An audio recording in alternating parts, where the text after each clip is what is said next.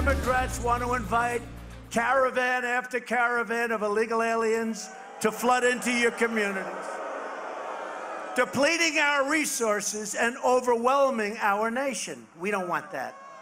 Republicans believe we must defend our borders.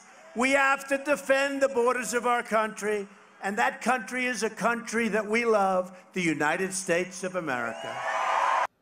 Welcome to the Journal Editorial Report as we count down to Tuesday's critical midterm elections. I'm Paul Gigot, and that was President Donald Trump making his closing argument in Belgrade, Montana, moments ago, and continuing to put immigration front and center in the final days of the campaign. The president hoping to rally Republican voters to turn out Tuesday by framing the issue as a matter of law and order. So is that a smart strategy? Let's ask Wall Street Journal columnist and deputy editor Dan Henninger, columnist Kim Strassel, and columnist at Manhattan Institute senior fellow Jason Riley. So, Jason, let's start with that fundamental question. There's no question. It's immigration, immigration, immigration in the final days. Is that smart?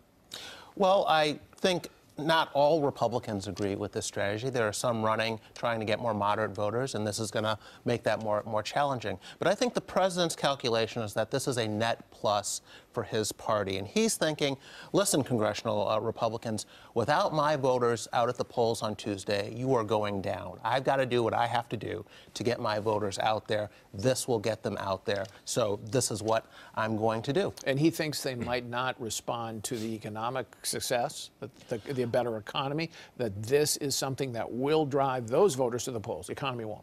Well, he believes that this is the strategy that helped get him elected 2 years ago. He's not on the ballot, Jason. But his voters have to come out, or the Republicans are not going to do very well. But I would also add on a more substantive level, Paul, he's the president of the United States. Borders do matter. We are a sovereign country. There are thousands of people headed toward the border with the intent of causing chaos on the border. I think he has a duty to intervene here. So even on the substantive level, I think there's something to this. Well, let's take that one at a time. Substance first. Is there really a crisis at the border? I mean, there are the caravans coming, but on the other hand, some of them have dissipated, and we have people in place to handle it. No, I think there is a crisis. What there really is a crisis of immigration policy in this country, and that's a bipartisan crisis. Both Republicans and Democrats in Congress have failed to address it. Therefore, you get a situation like we have at the border. Now, this caravan is coming. It is going to arrive at the border. Donald Trump did not create the caravan. Donald Trump is not responsible for what's going on in Honduras.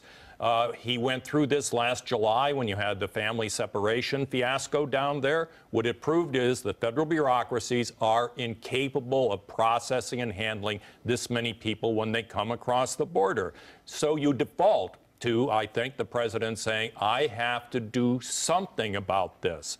And I think most Americans would agree with that. And you even think you agree with that, even sending military to the border in a support role? Yeah, the question is whether President Trump is overplaying his hand on the immigration issue. I think it's telling to look at the states in which he is appearing this weekend, Friday through Sunday. It's Indiana, West Virginia, Missouri, Florida, Georgia, and Tennessee. These are all states with very close Senate elections. And I think what the president is trying to do is win those Senate elections for the Republicans. It forces every other Republican candidate in the country to run on this issue in places like Pennsylvania and California where they would rather not, but that is what he has done. Well, and Kim, all right, let's turn to the raw politics here. If Dan is right about the Senate races, okay, and driving Republican turnout, but there are a lot of House races at stake where some of the House Republicans don't really want that kind of an immigration message, and some of them have tried to separate themselves from the president's policy on immigration. I'm thinking of Will Hurd, for example, in southern Texas, thinking about Carlos Curbelo in Miami-Dade County. This may not be the best way to close for them. Well, immigration overall is not their favorite subject. That's true, but immigration has different pieces and parts. Dan just mentioned family separation, not a good look for Republicans. But this particular issue, I think the view within the White House, when you're talking about border control, you're talking about law and order, this is something that not only rallies Trump partisans and the base, but it also sends a signal to independents who are legitimately concerned about this question and border control and the law and order question.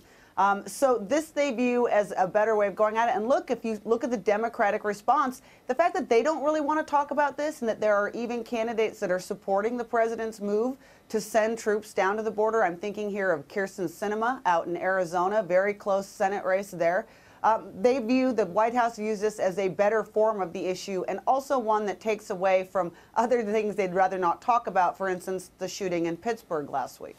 I would just add, to Dan's point about whether the president's overplaying his hand. Donald Trump wouldn't be Donald Trump if he didn't overplay his hand. But the same people criticizing him for this are the same people that support more sanctuary cities, the same people that have been going around saying abolish ICE, the immigration enforcement officials. These people are not. They don't want any response, Paul. These are people who want the border erased, not fixed. So I think you have to take with a grain of salt what some on the left are saying in terms of complaining about overreach on the part of the White House on this matter. I still think, though, if they had struck a deal, which was legal a year ago, legalized the Dreamers in exchange for more money for the wall and border security, they had the potential to get that deal until the extremes on both sides decided not to accept it. Then I think that would have benefited Republicans as the party in power and given these members in districts that are swing districts another accomplishment. Yeah, it would have, but it just didn't happen, and so we're left with what we've got. And I think it's also revealing that the president isn't campaigning in Nevada and Arizona, two at-risk seats. I guess these think he won't help there. All right, thank you. Still ahead, the economy and the midterm. Stock market turmoil is stronger than expected. Jobs report, what it all means as voters head to the polls on Tuesday. America now has the best economy in the history of our country, and we want to keep it that way.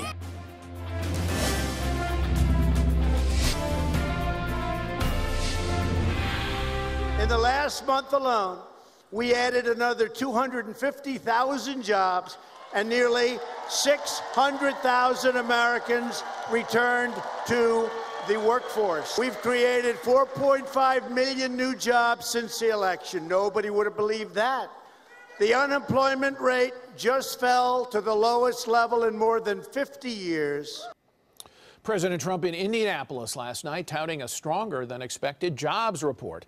The U.S. economy adding 250,000 jobs in October, blowing past expectations in the final snapshot of the labor market before Election Day. Average hourly wages also rose and are now 3.1% above a year ago, the fastest increase in a decade. That good economic news tempered by market volatility, with October marking the worst month for stocks in 7 years amid concerns over trade wars and higher interest rates. So what will voters make of the economy as they head to the polls on Tuesday? Economist Arthur Laffer is the founder and chairman of Laffer Associates. He served as an advisor to President Ronald Reagan. Welcome, Arthur. Always good to see you. Thank you, Paul. So how good is this economy right now? It looks pretty good. I mean, we have a long way to go before it's really certifiably great, but we've had a 4.2% GDP growth in the second quarter. The first estimate is for the third quarter is 3.5%, both of which are really very, very nice numbers. This jobs report's a great number. But again, after we've been going down for so long, for 16 years, we've got to do this for a long time before we really get up to the prosperity we need. But every trip takes a first step, and this is a really good first step, Paul, and I'm very happy. Okay, so what do you attribute the change? As you look at the data, remember, last half of 2015 and all of 2016, we barely skirted a recession. And suddenly, 2017 faster, and now 2018 accelerated to an even higher plane. What's the reason? Could it possibly be tax cuts, regulatory reform? Could be. Good monetary policy, a real attempt at trade. Now, the one thing it's not, Paul, is spending control. Right. This is way, way, way out of control, but I expect Trump to address that next year. But we have had great economic policies, and they're really working, just like we said they would, by the way, Paul. Remember that debate we had there in New York? And, right. we were completely right on the line, and the growth rates are there, and let's just hope they continue continue. We have a lot of room left to grow, by the way. The participation rate can go up at least another 2-3 points. Productivity can rise a lot and be there for a long time. It's been very low for a long time. And working hours, I mean, that can rise a lot. And what we saw in this jobs report as well was a decline in the part-time employment for economic reasons, which is, you know, a bad sign. And with that falling, it's really great. It adds to average hours. So all of these things are happening in the way I had hoped they would. I hope they continue, but I expect they will. Where do you see anything to worry about here? You worried at all about the stock market of course. volatility, and are you worried about the Fed raising interest rates? I'm not worried about the Fed. I think the Fed's doing just the right thing. We need interest rates at the market clearing rate, not at a low rate. You know, for the last 8-9 years, we've had the Yellen-Bernanke zero interest rates, and that meant no money flooded into the housing market. So we had the lowest new housing starts per 10,000 population. Probably the last 9 years were the lowest 9 years in history. So now we've got the rates coming up, which will attract capital to those markets. And frankly, I'm very excited about that. I think Powell's doing a great job. Okay. I am worried about trade. I am worried about spending, but I always worry about stuff, Paul. No, you don't, Art. You're the most optimistic man in the world. I am. But we've got the tax cuts behind us. They're the best bill ever.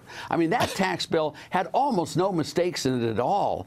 The deregulation's just fantastic. Monetary policy, and I think Trump and Larry Kudlow are doing a great job on getting some trade negotiations. If the president meets with Xi in Argentina, I can't help but think that this will be a huge plus for America and for China. Well, okay. Now, how much of that is at risk if there's a change in the Congress? Obviously, President Trump has the veto pen, so he can veto anything they do. Sure. And there won't be big enough margins to overrule him on most of that. But on the other hand, you know, if the Democrats can push him in a different direction, you worry a little bit about that. Not really. I mean, you know, Democrats aren't as bad as they're made out to be, and Republicans aren't as good as they're made out to be.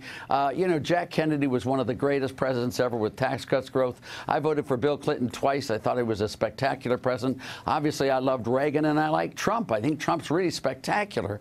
And if the Democrats take over the House, I don't see why they can't think correctly as well on economics. I mean, everyone knows that tax rate reduction in the right time and circumstances increases economic growth. It's just common sense. You can't tax an economy into prosperity. And they may well start to work with the Republicans and work with Trump. Why aren't the Republicans then, as you look into these elections, you look at the polls, you look at the prospects that they might lose the House, why aren't they getting more credit for this economic turnaround? I don't know that they aren't. I mean, we'll have to see what the elections are. But, you know, in 1982, even though we had the tax bill passed and all that, Reagan got hammered in the off election. It wasn't until 1984 that President Reagan really got it. We squeaked by in the presidency there. We only won 49 out of 50 states. It was a real closer.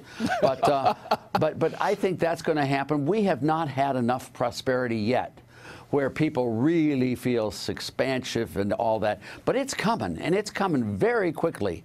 And by the time we get to 2019, 2020, I think it'll be just roaring, and Trump will be getting a lot of credit for that. Any elections in particular, either governorships or Senate or House, where you think the economy is really worth noting as a factor? One is really big, and that's the governor's race in Connecticut. Okay. A guy named Bob Stefanowski is running against Ned Lamont. Stefanowski is a pro-growth, free market, democratic economic supply-sider versus a stagnant governor who is trying to raise taxes and do all that. It is the classic clash between pro-growth and anti-growth.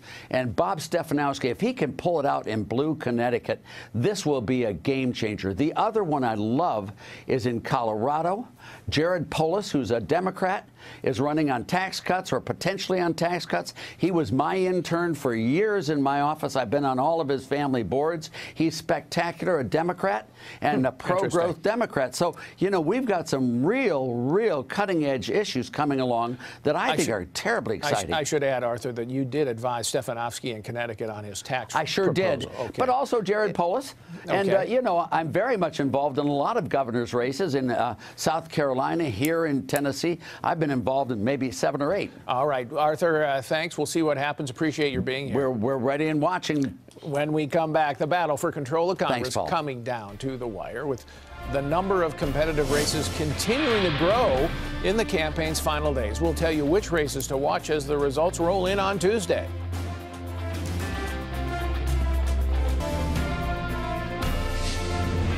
With just 3 days to go until Election Day, a look now at the battle for control of the House. The latest Real Clear Politics poll average giving Democrats a 7.5-point advantage over Republicans in the generic ballot, with 49.4% saying they'd support the Democratic candidate in their district compared to 41.9% who said they'll back the Republicans.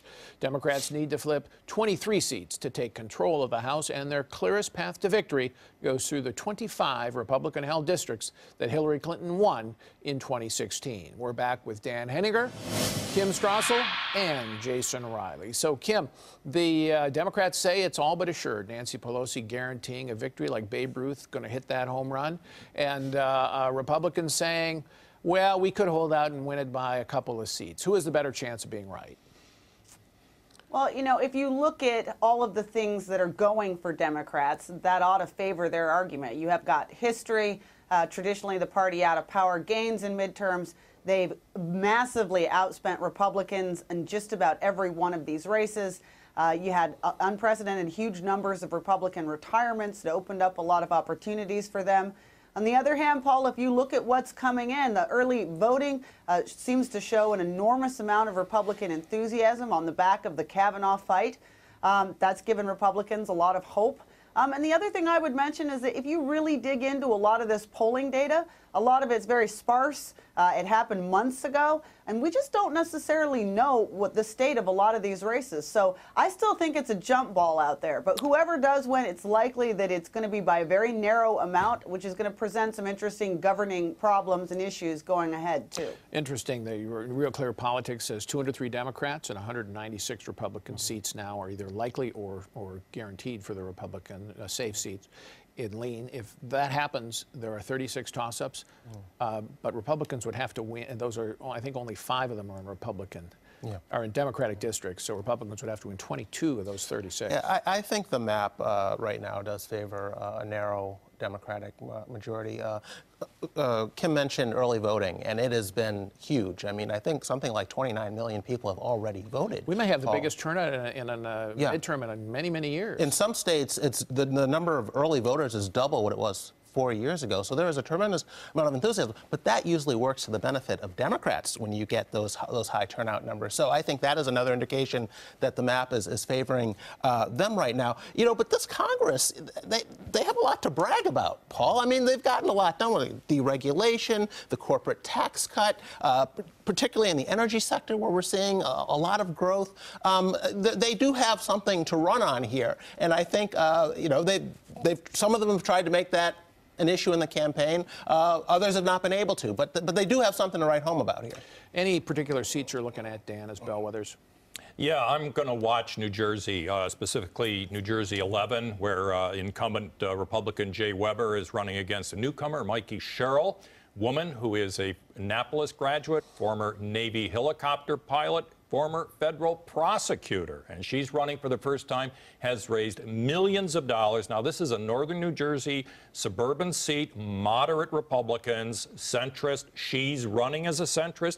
Also in New Jersey 11, you've got the incumbent Leonard Lance running against Tom Malinowski, a former Obama official. He's running as a centrist. These New Jersey seats are going to be indicative because we'll get the returns early in the evening, Paul. And if they go Democratic, it's going to be a long night for the Republicans. But if perchance one or both of those Republicans hold their seats, that will be an excellent sign for the Republican Party. Kim, you got one or two you want us to look at? Yeah, I'm looking at Kentucky 6. This is a Republican district. It went for Romney by 14 points, Trump by 15. Andy Barr, the Republican, it's got a Democratic core Lexington City, but it's surrounded by about 19 very rural bluegrass counties. He's done everything right, but he's running against Amy McGrath, a former fighter pilot Democrat. She's been running as a moderate. She's had tons of money. And, you know, this is one the Republicans ought to put away. If those early returns come in and show that he has lost, it is going to be a bad night for the GOP. By contrast, also looking at Florida 26, you mentioned Carlos Curbelo. This is a Clinton district. She won it by 16 points. Southern Florida, very Hispanic. He's a Cuban-American Republican. He's tried to put some distance between himself and the president. If he manages to squeak out a victory there, it might suggest Republicans who have tried to distance themselves a little bit and run a more nuanced campaign might have made some traction with voters. Jason. I'm looking at upstate New York, district currently held by John Faso, a Republican. It's a swing district. Obama won it in 2012, then it swung very sharply to Trump in 2016. His opponent is a guy named Antonio Delgado, one of a number of black progressives running this cycle across the country. And the race is very close right now, within the margin of error. As with the New Jersey race, we're going to find out early. And I think if Faso does manage to hold on to this, it probably won't be the blue wave that some liberals are hoping for. And it's really interesting. The ideological difference between Faso and this Democrat is really wide. And that's the real difference now between a House majority and a Democratic majority in the House. It's a real big ideological difference still ahead. Heading into the final days of the midterm campaign, some key Senate races. Republicans fighting to retain control of the Senate on Tuesday and maybe even pick up a seat or two. The GOP now holds a narrow 51-49 majority, and with an unusually high number of races still considered toss-ups heading into Election Day. We're back with a look at the races to watch. So, Dan, I think if you talk to the pros, they say that the only real guaranteed Republican pickup may be Heidi Heitkamp in North Dakota. That would bump them up one, but at least 7 races appear to be very, very close, could go either way. And that includes 3 that Republicans hold: Arizona, Nevada, and Tennessee, which is not done yet. So this could conceivably be a Democratic night. They could end up at the end of the night with Senate control. They could, or they might not. I mean, at the moment, the dead heats are in Senate races are Missouri, Nevada, Arizona, and Indiana. You know, Kim said earlier, she's talking about the House races being a jump ball. There has never been a midterm election like this. In the House, in the Senate, and in the governorships, there are an incredible number of races that are within the margin of error across the United States. Now, one that I'm looking at is the Senate race in Florida between the current governor, Rick Scott, versus the incumbent Democrat, Bill Nelson. They are also in a dead heat. Now, bear in mind, Florida is the ultimate close state. Donald Trump carried it against Hillary Clinton by just over a single point.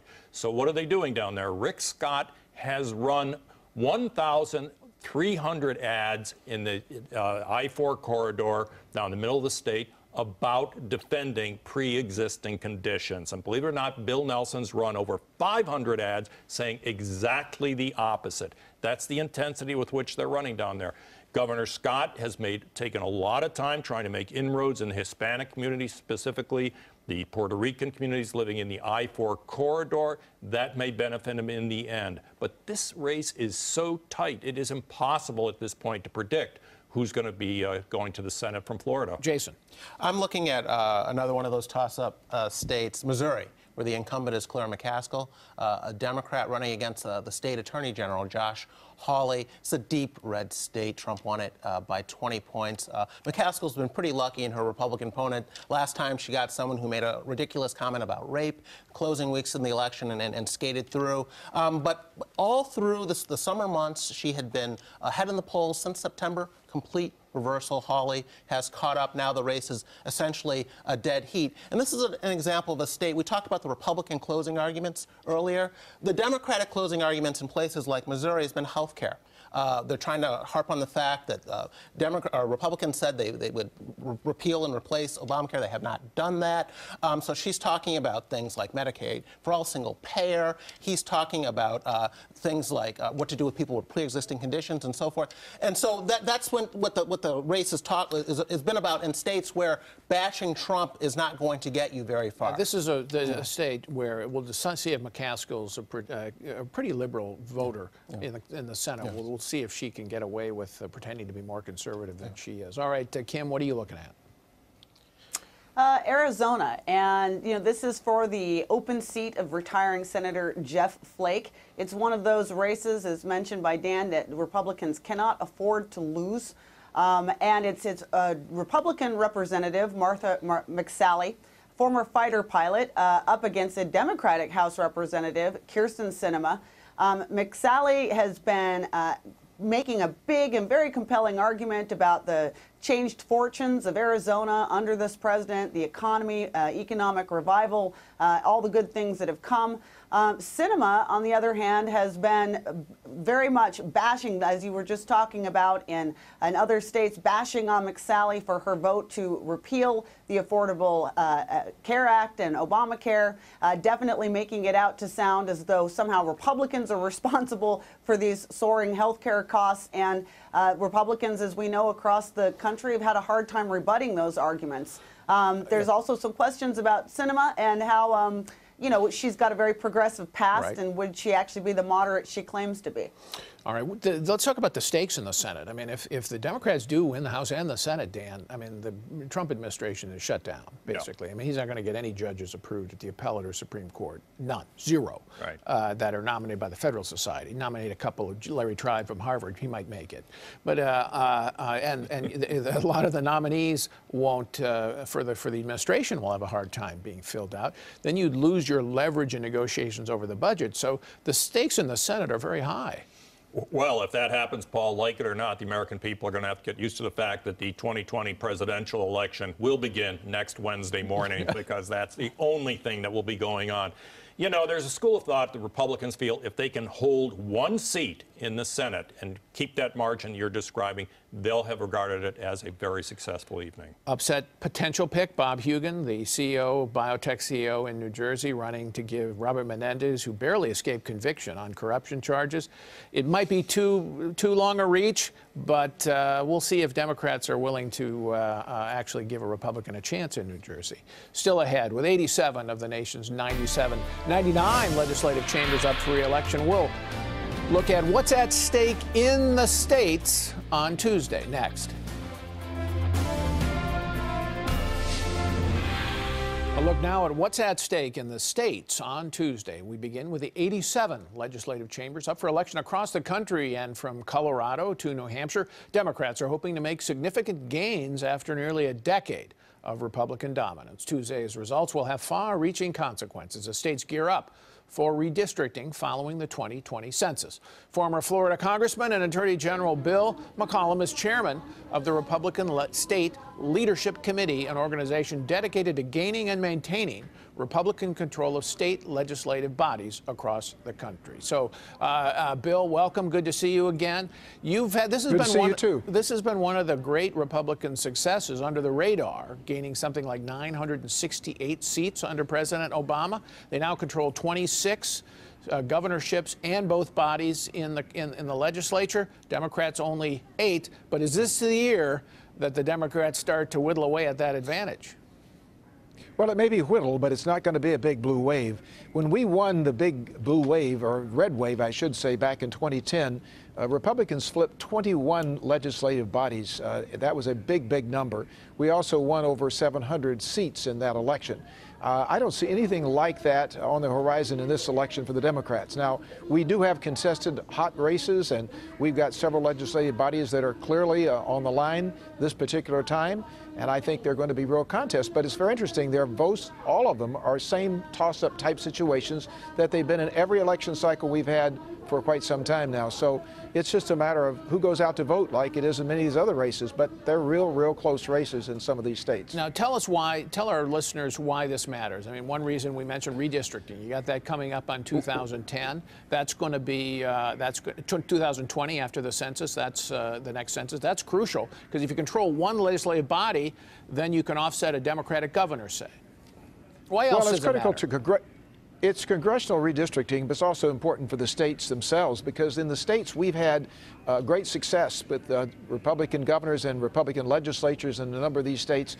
The taxes have been lowered, the economies have boomed, we put school choice into place in many cases, educational reform, right to work, many other things that have caused those states to do quite well. whereas the states controlled by the Democrats, like in Connecticut and places that are Oregon and other places, haven't done nearly as well. But going back to redistricting for a minute, the money that's in this is enormous. The Republican State Leadership Committee is the only national Republican organization that puts money in nationally to the state legislative races. We put this cycle somewhere between $45 and $50 million. That is about a 25% increase over the last cycle, but the Democrats are exponentially larger. They're putting hundreds of millions of dollars to try to win back these various races and legislative bodies in the states. And they put them in all kinds of places. Now, we see close races. For example, we've got only one-seat majorities in Colorado, in a place like New York State, which has been Republican most of the time the last half century. The Senate, state Senate.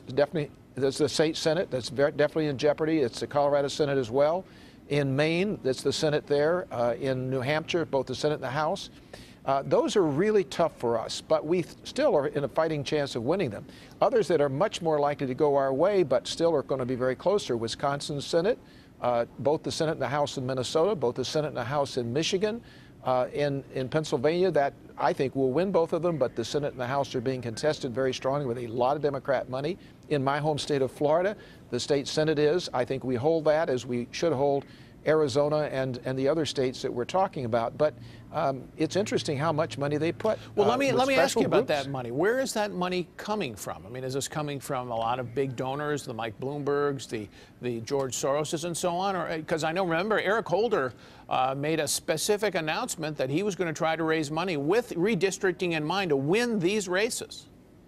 Well, that's right. He raised, we think, somewhere in the neighborhood of the $40 million that he said he was going to for the Congressional Redistricting Committee that he and President Obama set up. We don't know precisely where that money came from because it interchanges a lot.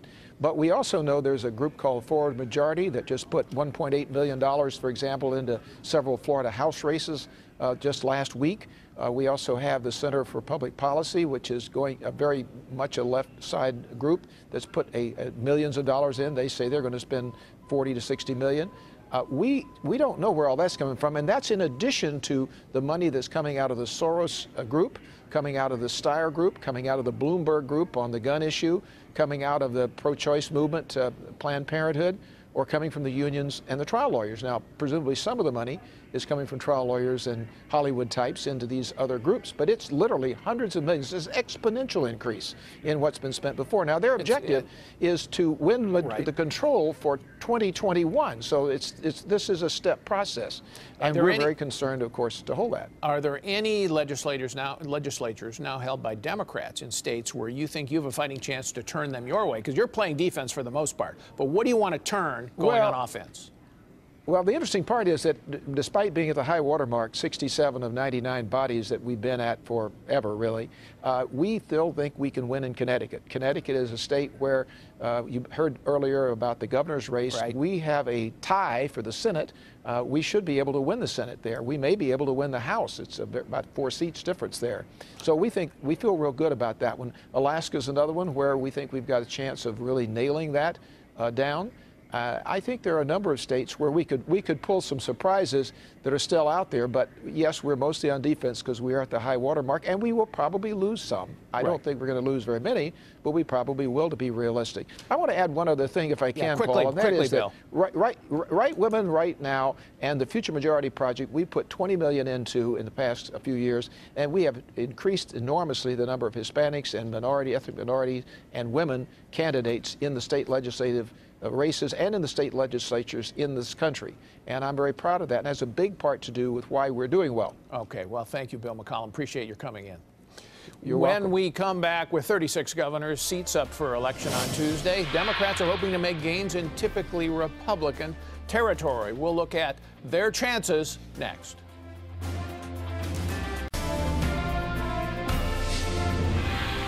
There are 36 governor seats up for election Tuesday, with tight races playing out in several key states. Our panel is back with their picks for the governor's races to watch. So, Kim, you're going to pick one in the Midwest, I think, and that is a place where Republicans could actually lose every single race in the upper Midwest. Yeah, and this one would be emblematic of that. So this is Wisconsin, where Scott Walker is asking for a third term. You know, and in some ways, he has a very good story to tell on the economy in particular in the state. He had that public sector union reform that he got through, which has also held advantages for the state. He's also running against a Democrat who's not really that charismatic, Tony Evers. He's the head of the Wisconsin Public Schools. On the other hand, Democrats have been gunning for Walker forever. There's a lot of money coming in against him. And I think the bigger problem is that he's you know, he's basically, because of the recall, this is the 4th time in 8 years he's asking voters to reelect him. So there may be a fatigue question going on there. But this is one to see whether or not he can pull that out. Also, one of Donald Trump's least popular states is Wisconsin, which won't help Walker. Jason, what are you looking at? I'm looking at Georgia, where Secretary of State Brian Kemp is running against Stacey Abrams. Race is statistically tied, but both sides are putting a lot of money and effort into this race. Last week, Abrams brought in Oprah, Paul, and Kemp brought in Mike Pence. Gives you an idea of the stakes there. What's interesting about this race is that Abrams is running as pretty much an unabashed progressive. She's pro-abortion. She is anti-gun rights. She's Medicaid for all.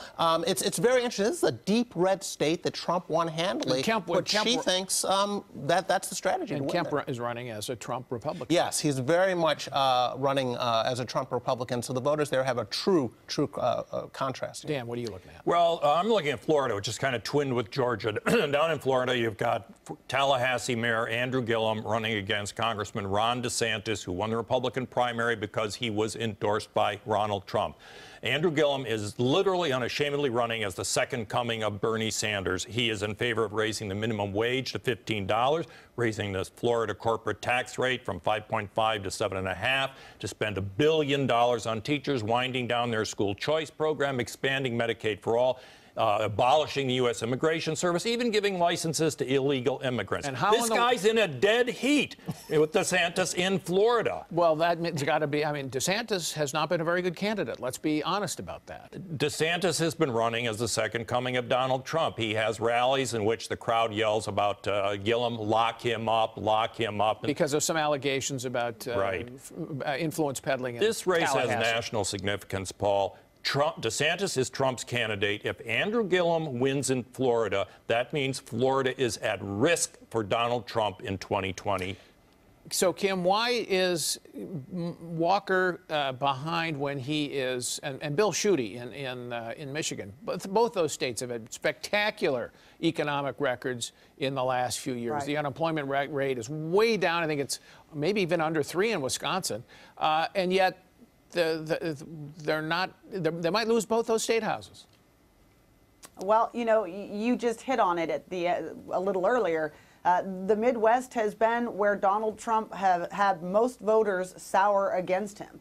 And so those Republican governors and in the state houses, they're all laboring against this. And to the extent that Donald Trump has tried to make this election a referendum on him, that has been one of the main aspects of all of these races, rather than the achievements of the Republicans and the legislatures there that have done so much for these states. It's a test of whether or not the Trump coalition is a majority coalition with Donald Trump not on the ballot and in the states. I want to mention one race, Connecticut. Bob Stefanowski, our laugher, mentioned it, running as a reform growth candidate against Ned Lamont. The state of Connecticut the economy has shrunk over 10 years by more than 9%.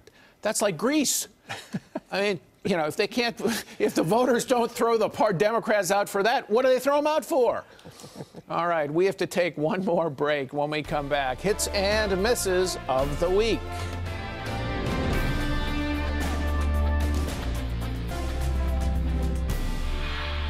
Time now for our hits and misses of the week. Kim, first to you. A hit to the Department of Justice, which this week unsealed an indictment against 10 Chinese spies who had hacked into an aviation companies and stolen intellectual property. Paul, this country, we've been having a big debate about what to do about China's rampant intellectual property theft. And I think some of us and those in the business community have been frustrated that the Trump administration's preferred way of handling this has been to escalate a trade war, which threatens our own prosperity. This is a far superior way to go about it. It shows that we are watching, and it's the Chinese who will be held accountable. Jason. This is a hit for Congressman Steve Stivers, the head of the Republican Congressional Campaign Committee, for rebuking fellow Republican Congressman Steve King, who's been saying nice things about neo-fascist and white nationalists. It's a good example of the Republicans policing their own, and I think we could use more of that on both sides of the aisle. Dan. Well, I thought we could use some unadulterated good news, Paul, so I'm giving a hit to NASA's Parker solar probe. This is the little device which was sent off in August and is racing toward the moon, and this week it made its first close pass to the moon, close in this world being 26 million miles away. This little thing's flying along at 153,000 miles an hour. It's kind of nice to see that the United States is doing something we would all agree is simply wondrous. And this is going to the sun.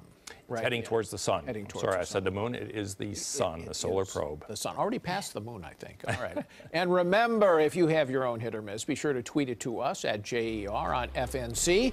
That's it for this week's show. Thanks to my panel. Thanks to all of you for watching. I'm Paul Gigot. We hope to see you right here next week.